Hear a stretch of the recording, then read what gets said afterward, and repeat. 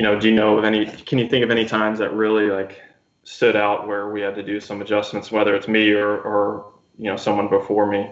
Well, it's just, I mean, what's important is that it goes the same as, as the rest of across, Titleist and every club I use. It's like, my job is to use the club, to go hit the iron, to go hit the putt. And your job is to know why it's happening. Or if I'm like, hey, why does this ball seem like it's skipping? You're like, well, the loft is a little bit this, or this putter maybe is a little bit shallower than this, or the Right. CD, but like that's what I don't know. That's fortunately that's not what I get paid to do. Otherwise, I wouldn't have a job. So it's like for me, I know that if I get on, and we've talked about this, when I get on faster greens, that sometimes because I have such a heavy putter, as much as I love fast greens, I tendency on the shorter putts, I'll miss them on the high side, especially places like Augusta where your speed is so important.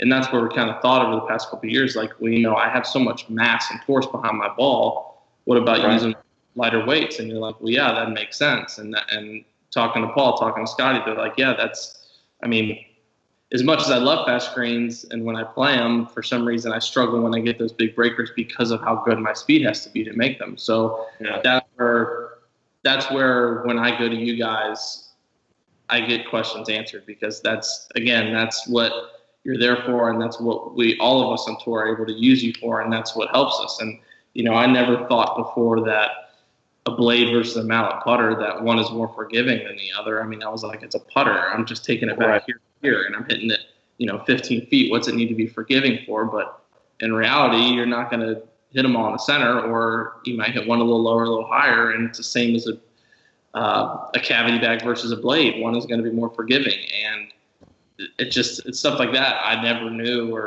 really never even thought to think of until I kind of start diving into it and figuring it out.